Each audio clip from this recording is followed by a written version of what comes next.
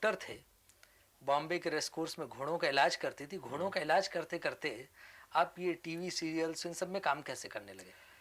Race course पर तो मैं एक जो सीनियर डॉक्टर थे उनका असिस्टेंट था और बतौर अप्रेंटिस के काम किया करता था। लेकिन पॉलिटिक्स जो है वो हर जगह होती है, वहाँ पर भी कुछ पॉलिटिक्स थी जिसकी वजह से उनको छोड़ना पड़ा। तब दूरदर्शन ने जाकर हमसे कहा कि दूरदर्शन से हमारा पहले से एक रिश्ता था। जब मैं वेटरनरी कॉलेज में था तो उनके लिए rural development programme once in a month I used to present that. तो उन्होंने कहा कि न्यूज़ रीडर अनाउंसर के लिए आप कर दीजिए, टेस्ट दे दीजिए, ऑडिशन। हमने कहा ठीक है। कुछ भी नहीं था सामने, तो वो एक दे दिया और न्यूज़ रीडर बन गए, अनाउंसर बन गए बॉम्बे दूरदर्शन में। तो वहाँ से शुरुआत हो गई। उसके बाद फिर टेलीविज़न अपने आप, हिंदी थिएटर को मैंने शिफ्ट कर लिया मराठी से, और हिंदी थिएटर की वजह से ही मैं समझता हूँ महाभारत भी मुझे मिली। तो शुरू में आप थिएटर से आपने शुरुआत की, इसके बाद आप वेटनरी डॉक्टर बने, फिर टीवी सीरियल्स में काम किया, इसके बाद पॉलिटिक्स में आ गए। अब आगे क्या इरादे हैं? आगे कुछ नहीं, आगे कुछ नहीं। मेरा इसके अलावा तीसरा तो कोई मेरे लिए प्रोफेशन मुझे दिखाई नहीं देता। आर्ट्स तो रहेगा, क्योंकि एक कलाकार हूँ हृदय से, तो कला के क्षेत्र से हमेशा जुड़ा रहूंगा। ये बी.आर. चोपड़ा ने कृष्ण के रोल के लिए आपको क्यों चुना? कैसे ये रोल आपको मिला? मुझे विदुर के रोल के लिए चुना गया था पहले, और तब मैं, मेरे ख्याल से 24-25 मेरी उम्र थी। और रवि जी ने तब कहा कि नहीं, कॉन्ट्रैक्ट हो गया है, ठीक है, लेकिन नीतीश, विदुर का किरदार जो है वो ज़्यादातर एपिसोड्स में एक बूढ़े का किरदार होगा, एजेड, बूढ़ा मतलब थोड़ा सा एजेड होगा, वो अच्छा नहीं लगेगा, यू आर सो यंग। मैंने कहा ठीक है, बात तो बिल्कुल सही है, visually it doesn't look nice. तो उसके बाद कुछ रोल नहीं था मेरे पास। मैं अपना मराठी फिल्में कर रहा था, एक त्रिशाग्नि नबेंदुदा की एक फिल्म की थी, और इनको फिर कृष्ण नहीं मिल रहा था, कृष्ण के व्यक्तित्व के लिए, किरदार के लिए। और मैं एक मराठी फिल्म की शूटिंग कर रहा था, तब मुझे मैसेज मिला गूफी का कि स्क्रीन टेस्ट करना चाहते हैं हम लोग कृष्ण के लिए। तो मैं जब बम्बई गया, स्क्रीन टेस्ट हुआ, और इतनी आसानी से वो मुझे मिल गया जितना बिल्कुल सोचा ही नहीं था।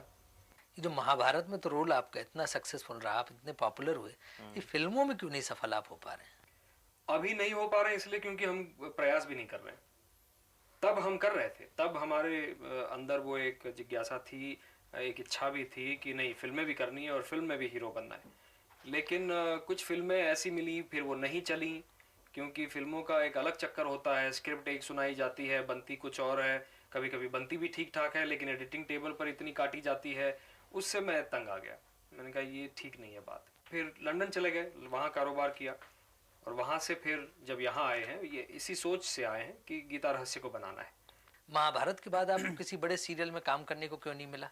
सीरियल्स काफ़ी आए थे, लेकिन महाभारत के दौरान भी आए थे, लेकिन कुछ मॉडर्न सीरियल्स थे, और जैसे चंद्रकांता भी ऑफर हुआ था, लेकिन चंद्रकांता के लिए डेट्स मैच नहीं कर रही थी। अभी कुछ फिल्में आप कर रहे हैं, मराठी की या हिंदी की?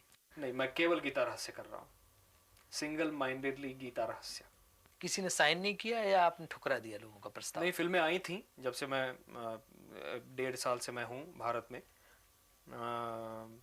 फिल्में आई, सीरियल्स आए, ढेर सारे आए, अच्छी फिल्में आई, लेकिन मैं कर नहीं पाया, एक तो गीता रहस्य के लिए। आप मानते हैं कि महाभारत की तरह आपका ये गीता रहस्य भी उतना पॉपुलर होगा?